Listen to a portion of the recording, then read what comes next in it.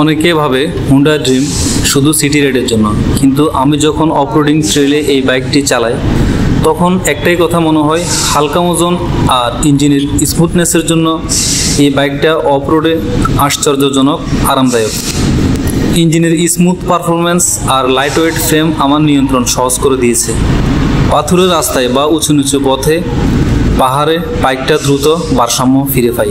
হ্যাঁ, এটা ঠিক যে এটা কোনো প্রপার অফরোড বাইক না, কিন্তু যারা হালকা অ্যাডভেঞ্চার বা গ্রাম্য কাঁচা রাস্তায় চলাফেরা করেন তাদের জন্য হুন্ডা ড্রিম 110cc গাড়িটি দারুণ সঙ্গী হতে পারে। এটা একটা প্রমাণ যে ছোট বাইকও অফরোডিংয়ের মজা দিতে পারে, যদি চালক জানেন কিভাবে চালাতে হয়।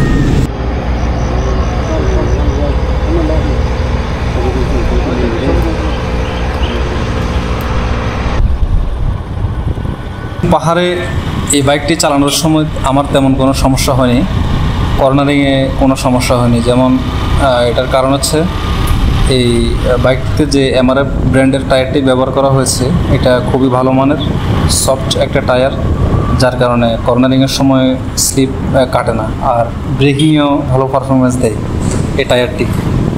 তবে এটার টর্ক যেহেতু 8 নিউটন মিটার, টর্ক যথেষ্ট কম। 110cc হিসাবে 9 নিউটন মিটার হতে পারতো, কিন্তু এটা টর্ক হচ্ছে 8 নিউটন মিটার, যার কারণে পাহাড়ে ওঠার সময় মানে ইঞ্জিনের যথেষ্ট ল্যাগিং ফিল মনে হয়, যে ইঞ্জিন পারতেছে না, বা তখন আমার মনে হয় যে আরেকটু টর্ক দেওয়া উচিত ছিল ইঞ্জিনটিতে। এই হলো গাড়ির বর্তমান অবস্থা আর কি। আমার এই ব্লগটিতে যে ভিডিওটি আপনারা দেখতে পাচ্ছেন, এটি আমার action camera DJI Osmo Action 4 এই মডেলটি দিয়ে তৈরি করা ভিডিও। তো আসলে আমি এডিটিং করি মোবাইল দিয়ে, যার কারণে আমি 4K ভিডিও করতে পারিনি। 180p এবং 120 fps আমি ভিডিওটি করেছি। আজকের মতো এখানে শেষ। সবাই ভালো থাকবেন, ধন্যবাদ।